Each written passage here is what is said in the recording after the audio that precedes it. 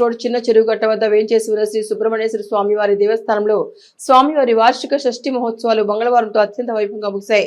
ఈ సందర్భంగా భక్తులకు భారీ అన్న సమారాధన నిర్వహించారు.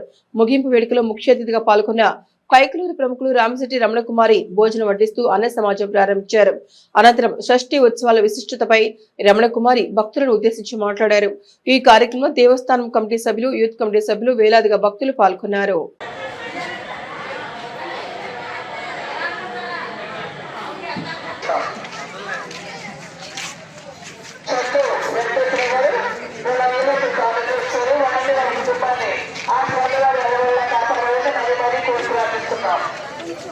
మీరు కూడా అనుకొచ్చేయండి, ఇక్కడ బాగుంది.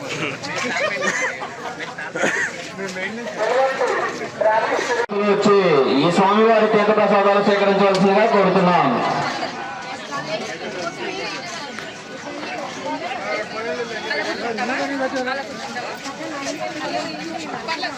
సాంబారు, రైస్, పెరుగు ఎవరు సపరేట్ కౌంటర్లు ఉన్నాయి. ఐటమ్స్ పెట్టించుకుని ఎవరికి వచ్చేయండి. తిన్న తర్వాత ప్లేట్లు.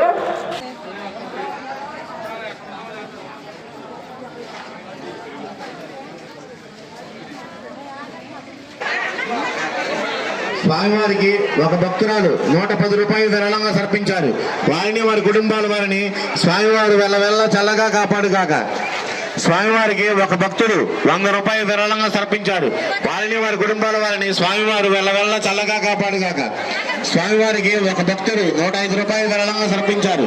వారిని వారి కుటుంబాల వారిని స్వామివారు వెళ్ళ చల్లగా కాపాడుగాక. వారికి ఒక భక్తుడు 100 రూపాయలు విరాళంగా సమర్పించారు. వారిని వారి కుటుంబాల వారిని స్వామివారు వెళ్ళ చల్లగా కాపాడుగాక.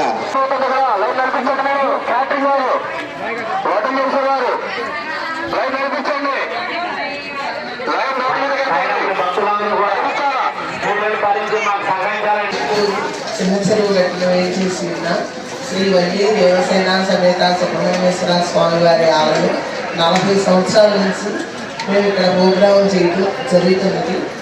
కావున ఈ షష్ఠి మహోత్సవాల సందర్భంగా 9 రోజుల నుంచి భరతనాట్యాలు, సాంస్కృతిక కార్యక్రమాలు జరుగుతున్నవి.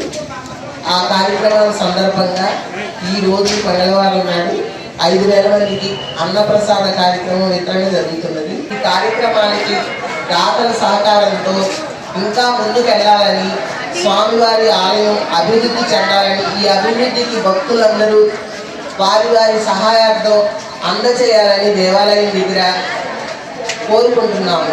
అలాగే ప్రతి నెల 3వ మంగళవారం ఇక్కడ 1,200 మందికి అన్నప్రసాద కార్యక్రమం వితరణ జరుగుతున్నది. కావున ఆ కార్యక్రమానికి కూడా భక్తులందరూ వాళ్ళ సహాయ సహకారాలు అందించవలసిందిగా కోరుచున్నాము.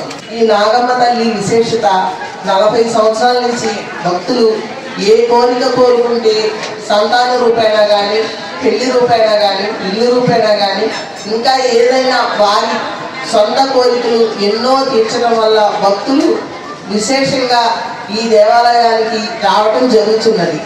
కానీ ఎన్నెన్నో వింతలు తెలియని కూడా జరుగుతున్నాయి. ఇక్కడ అందరూ వస్తున్నారు.